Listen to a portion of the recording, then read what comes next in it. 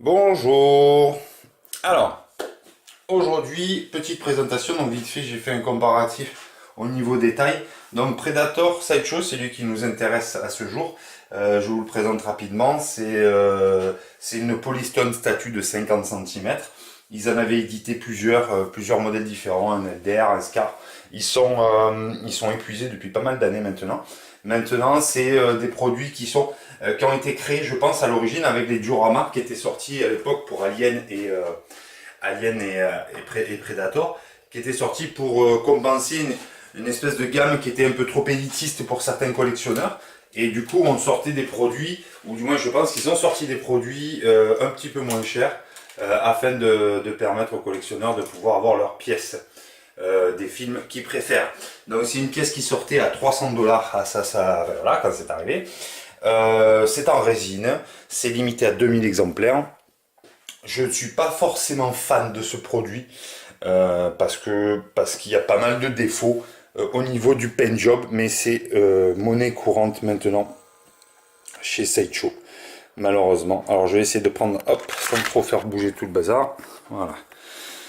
Voilà, donc Sideshow, c'est 1994, donc date de création de première pièce. C'est une décadence chaque année. Chaque année, des pièces sont de moins en moins bien faites et de plus en plus chères. Donc là, au niveau du téléphone, enfin de l'appareil, c'est sûr que ça envoie un peu du pâté, c'est en HD, mais en vrai, je trouve ça un peu décevant. Plein de fabricants ont refait des Predators, je pense à Narin, je pense à XM, qui ont fait vraiment des trucs magnifiques.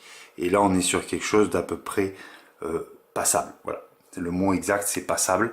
Je n'ai pas compris la pose. Alors, s'il y en a qui veulent expliquer en commentaire comment ils ont pu justifier une pose pareille, je sais pas. On dirait qu'il va tirer, il est en train de tirer à la pétanque, je sais pas compris. Voilà, donc ça a le mérite d'exister, mais je trouve pas ça fantasmagorique. Voilà, le mot exact, c'est ça. Voilà, on finit là-dessus.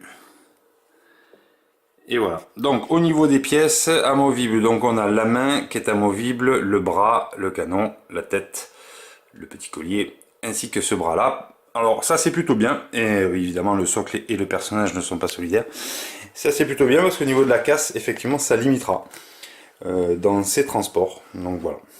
Aujourd'hui c'est une pièce qui vaut entre 450 et 550 € pour la version normale, régulière, celle que vous avez devant vous, et 750 pour la version exclusive comprenant une tête démasquée ainsi qu'une main avec une colonne vertébrale humaine saignée, voilà, avec un peu de sang dessus.